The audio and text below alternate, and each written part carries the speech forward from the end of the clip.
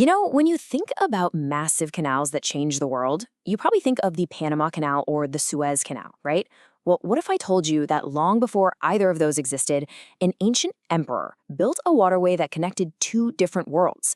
This is the incredible story of a forgotten engineering marvel, the Canal of Darius the Great. So let's get into it. How on earth did they pull this off? What was the whole point? And maybe the coolest part, why was the idea itself just too powerful to ever really die? Okay, so the big question that's probably on your mind is, wait a second, are you talking about an ancient Suez Canal built 2,500 years ago? And the answer is, well, it's kind of complicated. Yes and no. The ambition was definitely similar, but the route they took, that's where things get really, really interesting. And here's the key difference you got to understand. The modern Suez Canal is a direct cut, right? A straight shot from the Mediterranean Sea to the Red Sea. But Darius's canal was this brilliant workaround. It didn't try to go sea to sea. Instead, it connected the Nile River itself to the Red Sea. Think about that for a second. It basically turned Egypt's main artery, its main highway, into an international shipping lane. Now, to really wrap your head around a project this massive, you have to get inside the mind of the guy who ordered it. Because this was so much more than digging a big ditch. This was an act of pure imperial vision. The man in charge was Darius the Great, and he ruled what we call the Achaemenid or Persian Empire.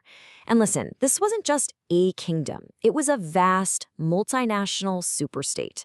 The best way to think about it is as an empire made up of other empires, stretching all the way from the plains of Central Asia down to the deserts of Egypt.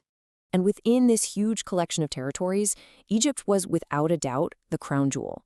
I mean, it was incredibly wealthy, a massive source of grain, and its location was just perfect.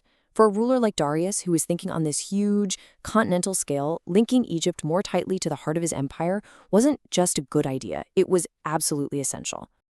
And this really gets to the core of who Darius was. He wasn't just a conqueror. He was basically the CEO of an ancient empire. He understood that real power wasn't just about winning battles. No, it was about infrastructure, about logistics, about making a massive territory actually function as a single cohesive unit. And this canal, it was the ultimate tool for that job. So, how did they actually build it? The really amazing part is that they didn't just try to brute force their way through the desert. They were smarter than that. They worked with nature to solve this incredible geographic puzzle. So here was the problem they were facing. You've got the Nile River, which is the lifeblood of Egypt, a perfect transportation network. And then, just a little ways to the east, you have the Red Sea, this gateway to Arabia, Africa, and the Indian Ocean. But there's this frustrating strip of land separating them. How in the world do you bridge that gap? Their solution was absolutely ingenious. Instead of digging for miles and miles through open desert, they started from a branch of the Nile that was already pretty far east. From there, they cleverly followed a natural valley, the Wadi Tumilat, and even used existing lakes as part of the route before digging that final stretch to the sea. But finishing the construction, that was really just the beginning. In a desert environment, a canal is in a constant battle with nature. Sand is always blowing in, silt from the river builds up. This wasn't a one-and-done project. It required constant, expensive upkeep just to stay open and usable. So why invest all that effort? Why pour so much money and manpower into it? Well, the canal wasn't just an engineering feat. It was a multi-purpose tool of the state. It was about trade, it was about military strategy, and maybe most importantly, it was about imperial propaganda. This quote, from an inscription he left behind, tells you everything you need to know. He takes personal credit. He isn't just opening a trade route, he's making a statement. I, the king, commanded this. I joined the river to the sea. And the practical benefits were just immense.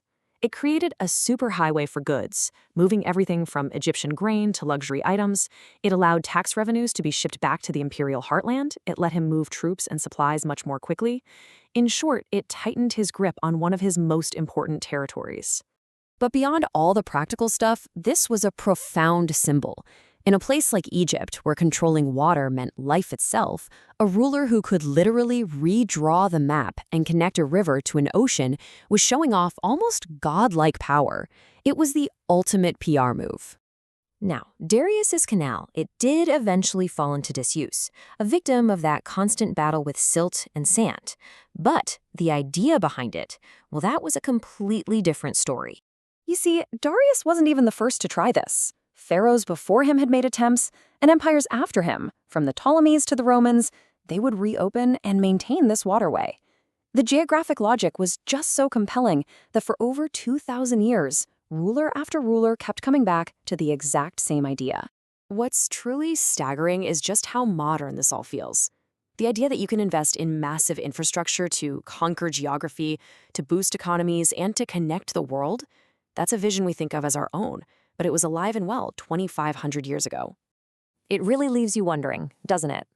The physical canal is long gone, buried under the desert sands.